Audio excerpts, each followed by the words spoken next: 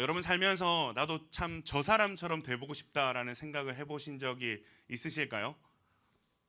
아마 한 번쯤은 있지 않을까 생각이 드는데, 어린 시절엔 뭐 부모님 같은 어른이 되고 싶었을 수도 있고, 학교 다닐 때는 참 이쁘고 멋있고 저 잘 나가는 선배처럼 되고 싶기도 했고, 어른이 되어서는 성공한 누군가처럼, 특별히 내가 가고자 하는 분야에서 성공한 그 누군가처럼 되고 싶다는 생각을 우리가 해본 적이 있을 것입니다. 그런 대상을 우리가 롤 모델이라고 부르죠. 역할을 따라가고 싶은 모델, 닮고 싶은 모델이라는 뜻이 롤 모델이라는 뜻입니다. 그런데 재밌는 건 우리가 그 누군가를 닮고 싶어하는 이유를 보면 하나가 좀 비슷하다라는 거죠. 우리가 닮고 싶은 것들의 대부분은 그들이 이뤄낸, 그리고 지금 그들의 상태인 그 결과입니다. 어떤 결과입니다. 그 사람의 성품이나 인격, 그 삶의 방향이 아니라 지금 그 사람이 가지고 있는 것, 누리는 것, 보여지는 것을 우리가 닮고 싶어 할 때가 많다라는 겁니다. 자, 예를 들어 볼까요? 우리 한요셉 목사님을 닮은 손흥민 선수를 닮고 싶다고 하면 대부분은 축구를 잘하는 것, 돈 많이 버는 것, 전 세계에서 유명한 것으로 닮고 싶어 할 겁니다. 그러나 그 선수가 새벽 4시에 일어나서 훈련하는 것, 부상을 참아가며 뛰는 것, 실패하고 또 일어서는 것은 닮고 싶어 하지 않습니다. 이러한 삶을 살고 싶어 하지 않는다는 거죠. 즉 결과는 원하는데 그 결과에 이르는 과정, 그 사람의 가치관과 삶의 방향은 우리가 복제하려고 하지 않는다라는 것입니다. 이것이 사실 우리 시대 본받음의 실태라는 거죠. 오늘 우리가 읽은 에베소서 5장 1절 말씀도 그 본받음에 대한 이야기를 하고 있는데, 그 어떤 유명인을 우리가 본받는 것보다 훨씬 더 충격적인 명령을 던지고 있습니다. 누구를 본받으라고 얘기하고 있죠?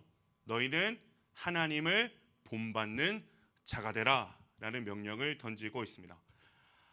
여러분, 우리는 왜 하나님을 본받는 자가 되어야 될까요? 사실 창세기에서부터 우리가 그 이유를 찾을 수가 있는데, 성경은 우리가 원래 하나님의 형상으로 지음받은 존재이기 때문에 그렇다라고 이야기를 합니다. 창세기 1장 27절을 보면 하나님이 자기 형상 곧 하나님의 형상대로 사람을 창조하셨다라고 되어 있죠. 우리가 무언가를, 어쩌면 우리가 누군가를 닮고 싶어 하는 것은 어쩌면 우리를 지으신 원형 하나님을 닮고자 하는 우리의 영혼 깊은 곳의 갈망 때문이 아닐까라는 생각을 해봅니다. 근데 중요한 것은 죄로 인해서 그 방향이 틀어졌다는 거죠. 하나님의 형상으로서 하나님을 닮고자 하는 욕구가 이제 또 다른 것들, 다른 말로 하면 세상의 것들을 향하게 된 것입니다. 그렇기 때문에 하나님을 본받으라는 바울의 말씀은 여러분 아무에게나 주어진 말씀이 아닙니다. 예수로 말미암아 존재와 목적의 방향이 다시 하나님께로 향하게 된, 즉 거듭난 자들을 향해서 주시는 말씀이 하나님을 본받으라라는 말씀이라는 사실을 우리가 기억하고 오늘 말씀을 좀 살펴봤으면 좋겠습니다. 자, 그렇다면 하나님을 본받는다라는 것은 무엇일까? 1절을 보면 뭐라고 나와 있죠? 사랑을 받는 자녀같이 너희는 하나님을 본받는 자가 되고 라고 나와 있습니다. 여기서의 핵심은 본받는 자가 되라는 명령 앞에 붙은 말입니다. 사랑받는 자녀같이. 하나님을 본받는 출발점이 어디라는 거예요? 어떤 의무나 두려움이 아니라 우리가 하나님께 사랑받고 있는 자라는 것을 확인하는 데서부터 그 본받음이 시작된다라고 이야기하고 있습니다.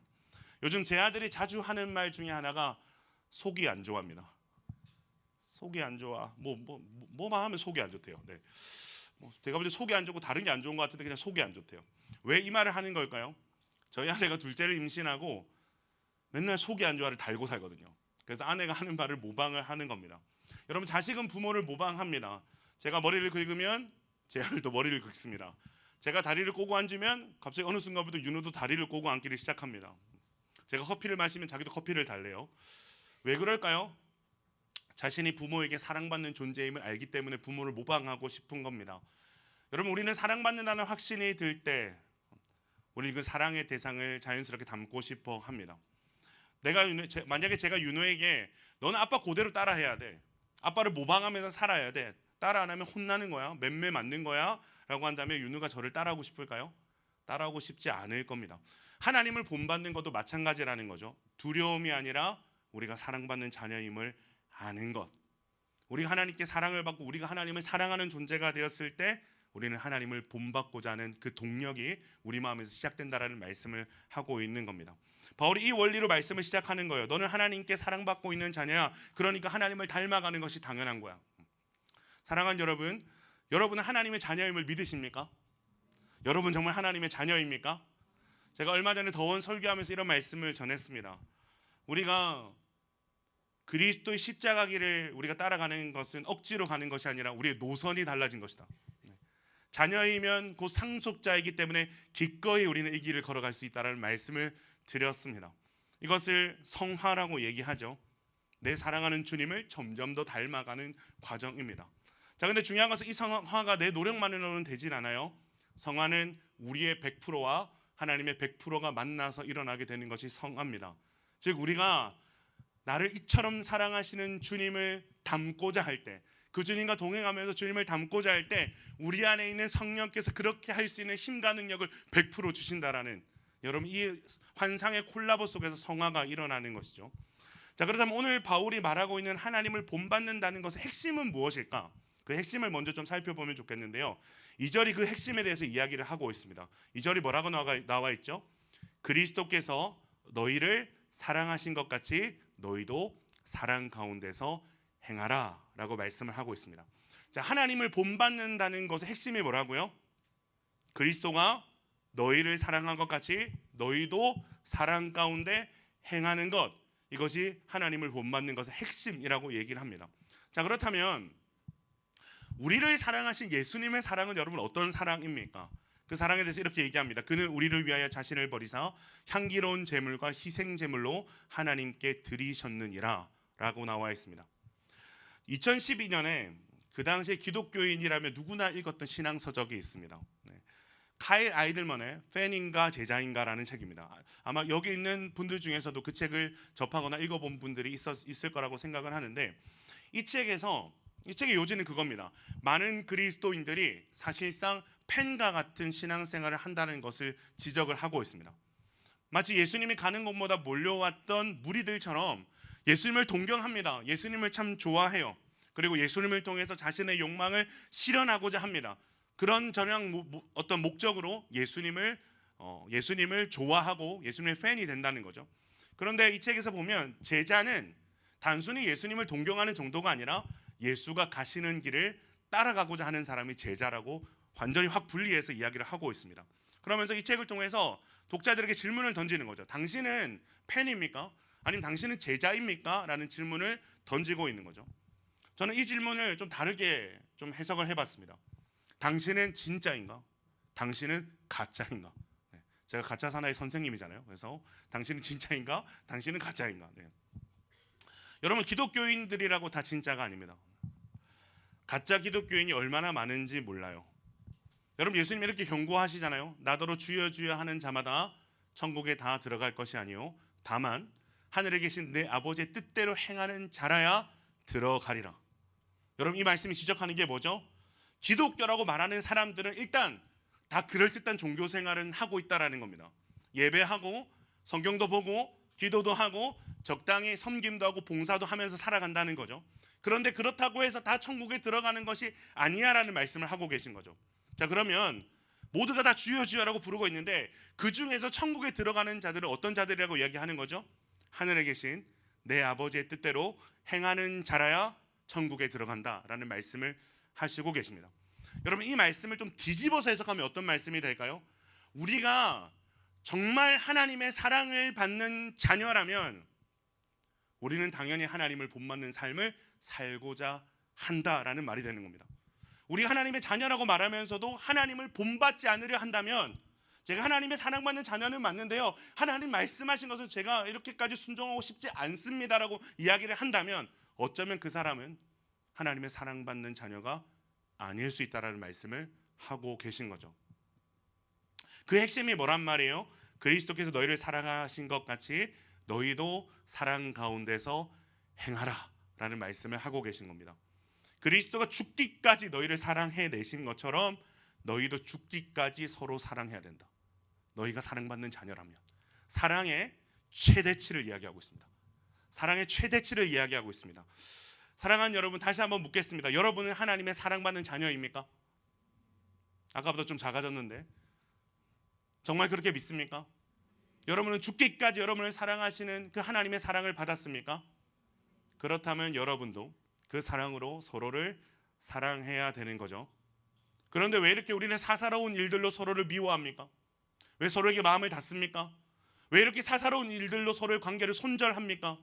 왜 자기 입장을 위해서 서로를 죽이려고만 하고 서로를 위해서 죽어지지 않습니까? 사랑하는 여러분, 우리가 하나님의 사랑받는 자녀라면 우리의 사랑은 우리가 받은 그 사랑과 동일하게 죽는 데까지 나아가는 사랑이어야 되는 줄로 믿습니다. 최소치가 아니라요, 내가 할 수 있는 만큼의 그 사랑이 아니라요, 최대치의 사랑이어야 되는 거예요. 그것이 사랑받는 자녀와 같이 하나님을 본받는 일이다라는 말씀을 하고 있는 것입니다. 자, 그렇다면 우리가 하나님의 사랑 가운데 행하는 것을 막는 방해물이 무엇인가? 우리 3절에서 5절 말씀 같이 한번 읽어볼까요? 3에서 5절입니다. 시작. 음행과 온갖 더러운 것과 탐욕은 너희 중에서 그 이름조차도 부르지 말라. 이는 성도에게 마땅한 판이라. 누추함과 어리석은 말이나 희롱의 말이 마땅치 아니하니 오히려 감사하는 말을 하라. 너희도 정녕 이것을 알거니와 음행하는 자나 더러운 자나 탐하는 자 곧 우상 숭배자는 다 그리스도와 하나님 나라에서 기업을 얻지 못하리니. 자, 여기서 웬만한 단어나 웬만한 용어들이 여러분 다 이해할 수 있는 용어들입니다. 근데 조금 이게 뭐지? 라고 생각되는 단어들이 좀 있어요. 누추한 말이 뭡니까, 여러분? 누추한 말이 뭐죠? 네. 누추한 말의 원어적 의미는 저속한 표현을 의미합니다. 저속한 표현. 그리고 어리석은 말은 뭡니까? 세속적인 말들을 의미합니다. 하나님의 지혜가 없이 세속적인 말들을 의미하는 거죠. 희롱하는 말은 남을 비꼬고 비하하는 말을 의미합니다. 음행과 온갖 더러운 것이 가리키는 것은 그 당시 아담의 신전에서 일어났던 음행과 온갖 우상 숭배를 가리키는 말입니다. 그런데 여러분, 여기서 바울이 이렇게 쭉 이런 것들을 나열하고 있는 것 중에 뿌리가 되는 것이 하나 있어요. 그 뿌리가 뭐냐 하면 3절에 등장하는 탐욕입니다. 탐욕입니다. 목사님, 탐욕이 그렇게 나쁜 건가요? 뭐 좀 욕심 좀 낼 수 있는 거 아닌가요? 라고 생각할 수 있는데, 여기서 말하는 탐욕은 단순히 욕심을 좀 내는 것 정도의 탐욕을 이야기하지 않습니다. 바울이 그 탐욕의 정체를 5절에서 명확하게 표현을 하고 있는데 뭐라고 표현합니까? 탐하는 자 곧 우상숭배자는. 탐하는 자는 어떤 자라고요? 우상숭배자다라고 이야기를 하고 있습니다. 탐욕이 단순한 욕심의 문제가 아니라 여러분 무엇의 문제라고 얘기하고 있는 거예요? 신앙의 문제다라고 얘기를 하고 있는 거예요. 신앙의 문제다. 하나님이 계셔야 될 자리에 돈을, 하나님이 계셔야 될 자리에 명예를, 하나님이 계셔야 될 자리에 음행을, 하나님이 계셔야 될 자리에 어떤 인정을 안치는 것, 여러분 이것이 탐욕이다라고 말씀을 하고 있습니다. 여러분에게 질문하고 싶습니다. 여러분 아침에 일어나면 제일 먼저 뭘 확인합니까? 오늘의 큐티 본문은 뭘까? 그거 확인하시는 분? 여러분 아침에 일어나면 제일 먼저 확인하는 게 뭡니까? 인스타 좋아요 숫자입니까? 주식 계좌입니까? 하루 중 가장 많은 에너지를 여러분 어디에 씁니까? 자기 전에 마지막으로 무엇을 생각하고 무엇을 하다가 잠이 듭니까? 성경은 오늘 그 우리의 탐욕, 그것이 우리의 신이라고 이야기하고 있습니다. 많은 사람들이 돈이 있으면, 그리고 인기가 있으면, 인정을 받으면, 성공을 하면 불안과 고통이 멈추고 삶이 즐거워지고 안식에 들어갈 거라고 생각을 합니다. 그러나 결코 그렇지 않죠. 왜 그렇습니까? 진정한 안식은 하나님 안에 있을 때만 가능하기 때문입니다. 진정한 만족도 하나님 안에 있을 때만 가능하기 때문입니다. 믿으십니까, 여러분? 그래서 어거스틴이 이런 기도를 했어요. 하나님이시여, 당신을 위하여 우리를 지으셨으므로 우리 마음이 당신 안에서 안식할 때까지 쉬지 못합니다. 오직 하나님이 그 공허함을 채우실 수 있습니다. 여러분, 이런 의미에서 탐욕이란 뭐죠? 하나님으로만 채워져야 될 자리를 다른 것으로 대체하려는 것이 탐욕이다라는 것입니다. 자, 그렇다면 탐욕의 반대말이 뭘까요? 4절에서 한번 찾아볼래요? 탐욕의 반대말이 뭘까요? 똑같이 두 글자입니다. 탐욕의 반대말이 뭘까요? 감사입니다. 감사. 여러분, 이 감사는 일반적인 감사가 아닙니다. 일반적인 감사가 아닙니다.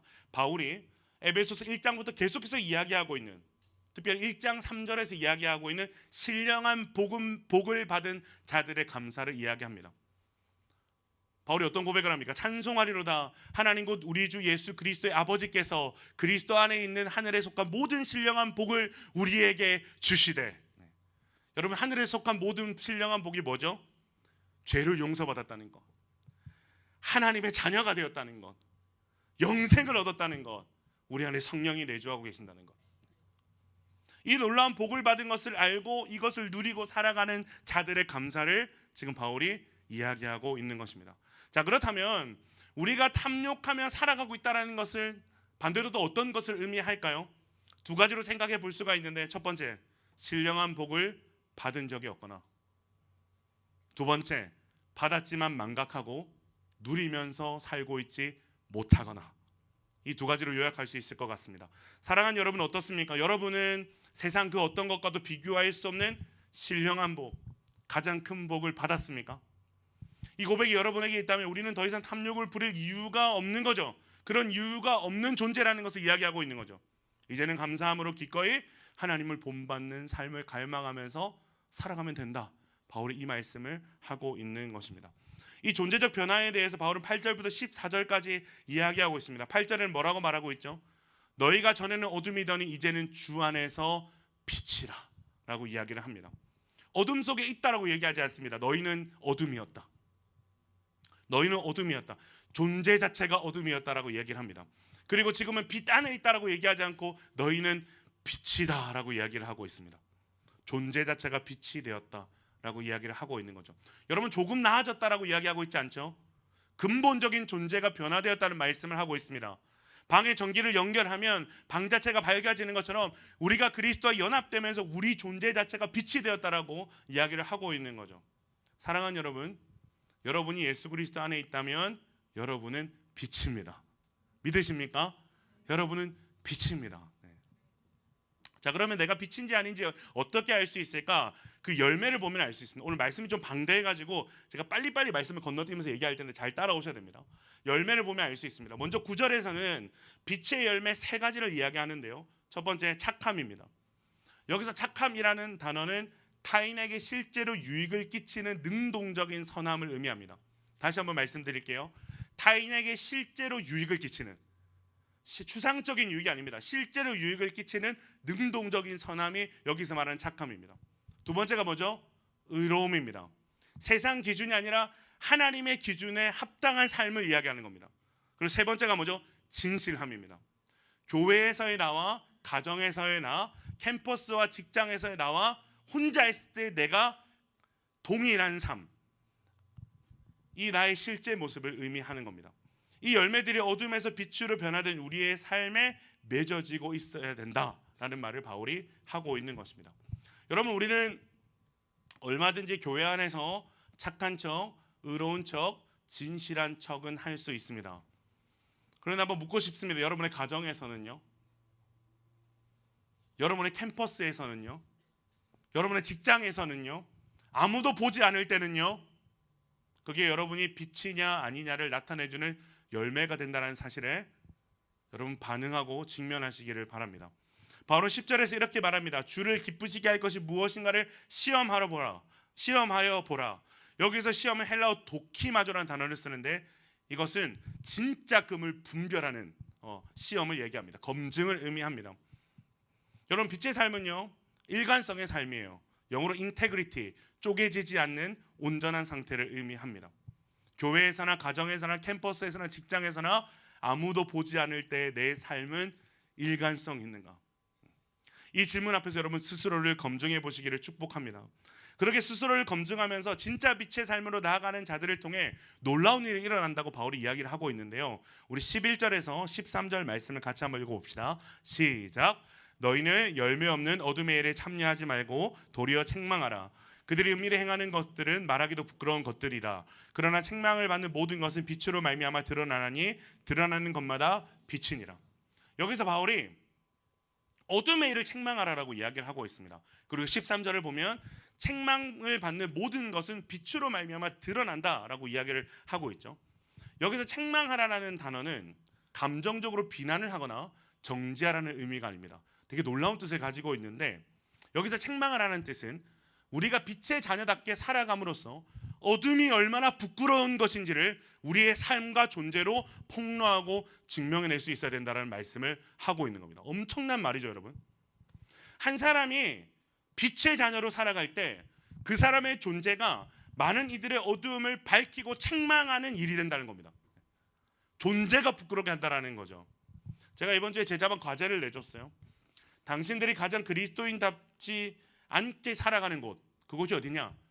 당신이 가장 그리스도인답게 살아내지 못한 그 사람과 대상은 누구냐? 그곳에서, 그리고 그 사람에게 당신 거듭난 것 같은데, 당신 정말 그리스도인다운 사람인 것 같은데라는 말을 듣도록 하는 과제를 내줬습니다. 절대로 이것을 과제라고 얘기하지 말고 여러분은 착한 행실과 선함을 통해서 상대방을 통해서 이런 칭찬을 들어와야 된다. 이런 규명을 들어와야 된다라는 과제를 내줬어요. 놀랍게도 저희 제자반이 3명인데 이 제자반 3명 모두가 그리스도인답게 살지 못하는 곳이 여러분 어디였을까요? 왜 여러분도 다 똑같은 사람들인 거네요. 네, 맞아요. 가정이라고 이야기를 했어요. 그래서 한 주 동안 과제를 하고 와서 피드백을 하는데 한 사람이 가정에서 그리스도인답게 그리고 그리스도인답다라는 말을 듣게끔 살아가고자 하니까 가정의 분위기가 바뀌는 걸 느꼈다는 거예요. 처음에는 왜 그러노? 뭐 잘못 먹었나? 제자는 숙제하나? 막 이런 반응들이 왔는데 이들의 행함이 빛이 돼서 가정을 밝히는 일들이 일어나게 된 거죠. 지금 바울이 그걸 이야기하는 거예요. 그리스도인의 거룩한 삶 자체가 어둠에 대한 가장 강력한 책망이다. 네. 여러분 이 말을 하고 있는 겁니다.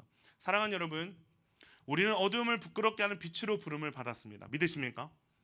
사랑하지 못하는 자들에게 어떻게 해야 되는 거예요? 사랑이 없다고 정죄해야 되는 거예요? 그렇지 않습니다. 사랑하지 못하는 자들에게는 우리가 죽기까지 사랑함으로 사랑하지 못함을 책망하는 거예요. 말이 거칠고 어리석은 자들에게는 감사와 축복의 말들로 그 어두운 말들을 책망해야 되는 거예요. 교만한 자들에게는 우리가 겸손하고 낮아지고 섬기는 말과 행동으로 그 교만을 책망해야 되는 거예요. 음행과 음란을 일삼는 자들에게는 거룩하고 순결함으로 그들의 음행과 음란을 책망해야 된다는 말씀을 하고 있는 거죠. 여러분 이것이 빛의 자녀의 사명이다라는 말씀을 하고 있습니다. 서로의 어두움을 책망하고 더 나아가서 세상의 어두움을 드러내고 책망하게 하는 어떤 존재적인 부르심이 있다라는 거죠. 이것이 빛의 자녀의 부르심이자 사명이라는 말씀을 하고 계십니다. 사랑하는 여러분, 우리는 빛의 자녀입니다. 우리의 정체성을 여러분 잊어서는 안 되는 겁니다. 바울이 이렇게 얘기하죠. 14절 같이 한번 읽어볼까요? 14절입니다. 시작. 그러므로 이르시기를 잠자는 자여 깨어서 죽은 자들 가운데서 일어나라. 그리스도께서 너에게 비추시리라 하셨느니라. 여러분 바울이 에베소 교인들에게 이 말씀을 하는 이유가 뭘까요? 이들이 빛처럼 잘 살고 있어서 이 말씀을 하는 걸까요? 빛으로 못 살고 있어서 이 말씀을 하는 걸까요? 못 살고 있어서 하는 겁니다. 못 살고 있어서 하는 겁니다. 바울은 이 권면을 에베소 교인들 예수 믿는 사람들에게 하고 있어요. 구원은 받았는데 여전히 어둠의 방식으로 살아가는 자들을 향해서 바울이 이 권면을 하고 있다는 사실을 우리는 기억해야 됩니다. 이것을 바울이 뭐라고 표현하느냐? 잠들었다라고 표현을 합니다. 너희는 잠들어 있구나. 잠들었다라고 얘기를 합니다. 혹시 이 자리에 실제로 잠자고 있는 애들 몇 명 보이는 것 같은데 혹시 이 자리에 잠자고 있는 성도들이 있습니까? 좀 앞자리에서 자고 있네요. 네, 어쨌든 네. 깨워주세요. 네. 자, 이 자리에서 혹시 잠자고 있는 성도들이 있습니까? 예수님께서 깨어나라. 깨어나라. 죽은 자들 가운데서 일어나라라고 말씀하고 계십니다. 네. 이렇게 웃으면서 할 얘기가 아닌데 진짜 잠자고 있는 애들이 있으니까 이 말이 되게 웃기게 들리네요. 그죠? 익숙해진 어두움을 벗어버리고 빛의 자녀로 살라라고 예수님께서 말씀하고 계십니다. 그렇다면 어떻게 우리는 다시 빛의 자녀로 살 수 있을까요? 오늘 14절 말씀을 보면 그리스도께서 너에게 비추시리라 라는 말씀을 하고 있습니다. 우리가 잠자고 있다가 다시 일어나서 이 말씀이 우리 가운데 찾아올 때 다시 일어나서 빛 대신 예수 그리스도께 나아갈 때 우리는 다시 빛의 자녀처럼 살아갈 수 있을 것이다 라고 바울이 권면하고 있습니다. 여러분 오늘 이 자리에 영적으로 잠을 자고 있는 분들 계십니까? 우리의 삶에 잠자고 있는 영역들이 있습니까? 오늘 이 시간 다시 영원한 빛이 되시고 우리에게 그 빛을 주신 예수 그리스도께로 나아가시기를 바랍니다. 그 빛이 우리에게 비추어질 때 그래서 우리가 어떤 복을 받았고 어떤 은혜를 받았으며 우리가 어떤 존재로 부르심을 받고 변화되었는지를 우리가 다시 한번 깨닫게 될 때 우리는 다시 사랑받는 자녀같이 빛의 자녀같이 세상 속에서 우리는 살아낼 수 있을 줄로 믿습니다.